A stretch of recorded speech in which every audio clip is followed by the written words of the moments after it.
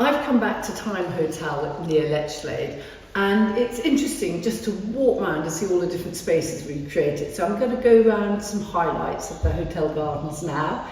And this space I really like because it's beautiful the way the outside and the inside just merge together. We've got this terrace here with the sofas, and then we've got the terrace out there with the dining on it. And they're two totally different spaces. And the indoor space I think is fab too. But what I like about this are the outdoor sofas, and they're made out of chunky wood, and they look good naked without cushions as well as with cushions. And I like the little low tables along the front. And I think that is the thing with outdoor sofas, is a lot of them, when they haven't got cushions on, they look horrendous. The stars of the show at the moment are the armandii and armandii, which are the multi-stem trees. They came in quite a bit smaller, but because they're in baseless pots, they just grow really well with no water or food. And then the other permanent star is a beautiful cedar of Lebanon behind, which I just adore. And then we go out and look at the two benches either side. Let's come and have a look at those. So I designed these benches to go at the end of this walkway, and we just did chunky green oak with little foot supports around, just cylinders, and then behind them we did this mix of box balls of different sizes. And to get the height, I left them in the black plastic pots which they come in, cut out the bottoms and just stuck them on the ground, and you can't actually see the black plastic pots. You couldn't before either. And then I got my metal guy to make up this sort of estate fencing back to the seat. So this is just the traditional estate fencing rails that we've used a lot around here. And then I've used the espalier trees to sort of green it up a bit. But this is quite a simple garden.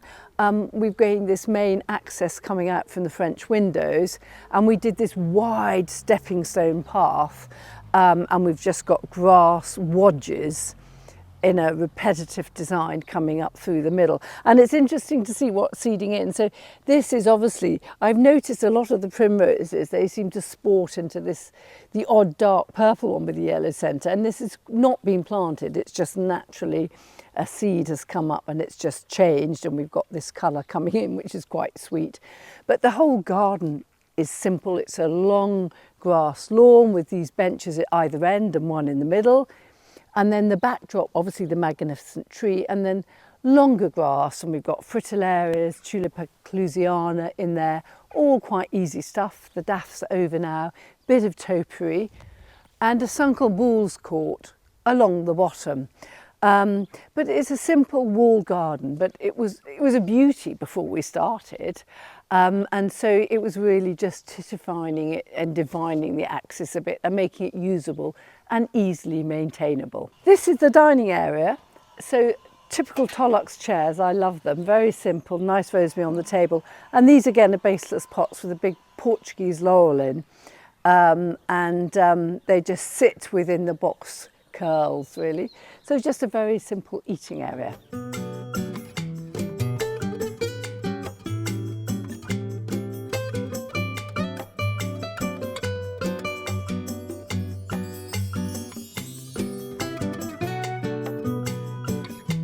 This is the Hammockry. I really like this space. So these trees, these medlars, weren't here when we started. They were quite nice sized multi-stem, but no way would they take the weight of a person because they'd only been planted.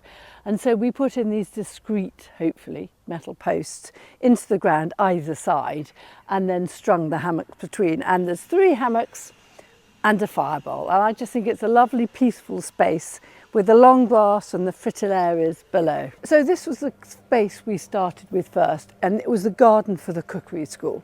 And we made the decision to bring in the olive trees, which were obviously a way bit smaller than this when we brought them in. And we probably started this garden 12 years ago, I think, 12, 15 years, I forget. But I think the olive trees, it sounds strange to bring them in, but it does look quite French, and it gives it that sort of French type air to it. And we just did the little raised granite sets around the base, the breed and gravel underfoot, the lovely furniture which we got from Gedding Mill from Tom, and then we did raised beds and kept it all quite culinary with rosemary, artichokes. We did a serpentine box hedge leading up to the door, And we've now got a problem that one olive tree has died. So we made the decision that we're going to cut it off at the knees, hopefully winch out the roots. I got a winch from Amazon for about 25 quid, and I'm always amazed at what I can pull out with that. We might have to put a vehicle on the end, but we'll see. And then we're going to replant. But I do think they're magnificent trees and they look really well here.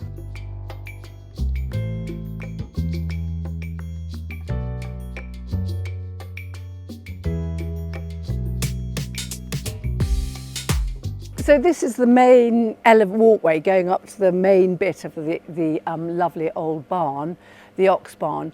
And we have the pergola going off over the long dining table at this end. And that was, I think that was green oak we made that from.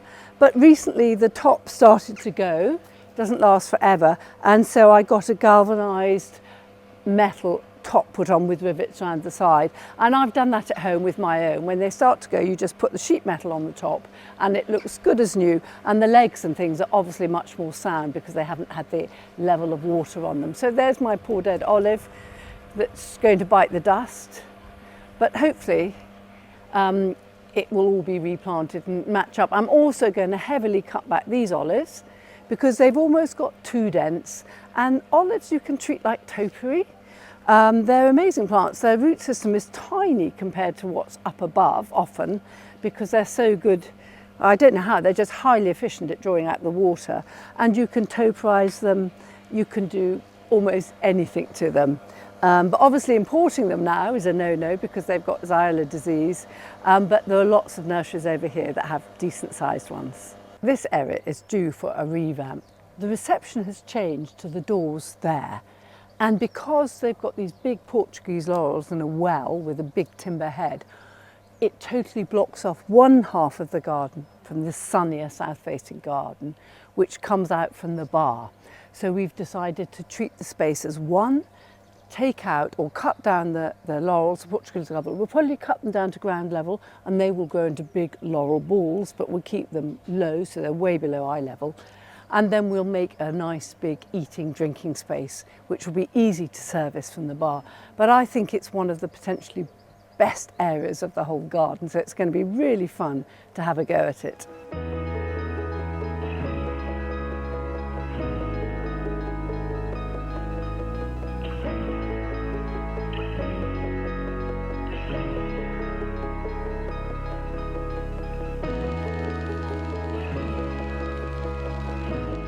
So this is part of the ox barnyard, and this, when we started, it was literally a crew yard with uneven levels and obviously no soil at all. To divide it up, we put in these arbours, which we repeated 3 times in the corners, and we just got them made up from Phil, the metalwork, made them up with tubular steel, and then we brought in the hornbeam arches in 2 halves and knitted them. So they were pretty instant, although they've really filled out. And then I furnished the sides with pears, which are nicely in blossom now. And we've used the acid etch theme throughout, which I think I love the colour. It looks good in the winter and the summer, it bounces light in. And then we've used repeatedly these hawthorns, ornamental hawthorns, with the circular seats around them.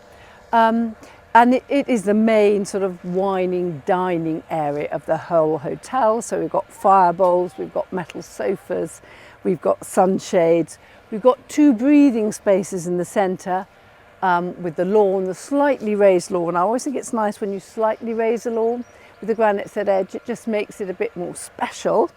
And then the centre point is the pool, the dunking pool.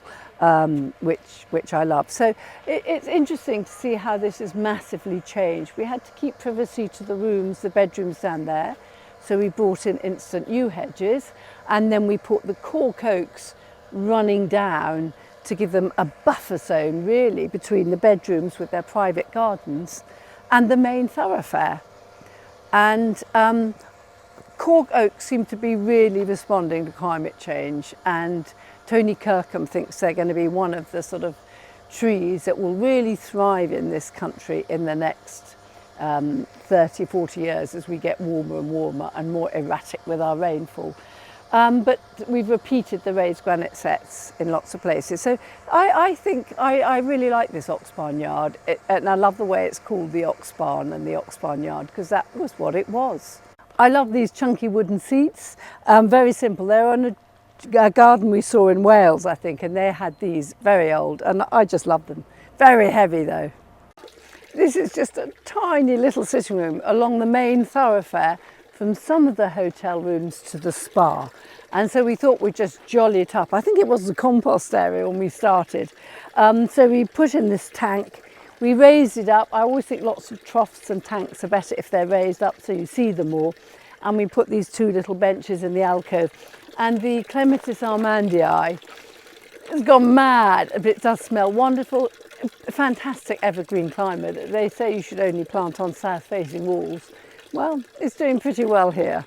There was an old greenhouse here which was then converted to be the reception for the spa, which is a main part of the hotel. It's a very relaxing hotel when they use lots of local meat and veg and things for all their menus.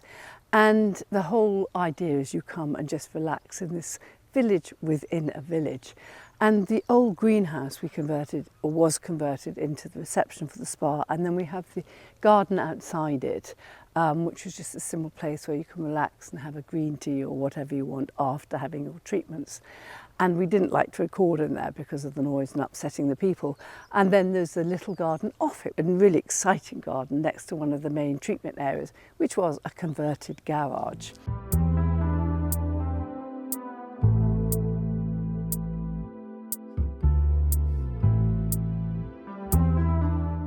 So it's nice to pop back here. I pop back here several times a year. We see what's going on, we see what we need to do, we address any problems, and we start with new areas. It's a very exciting project to work on.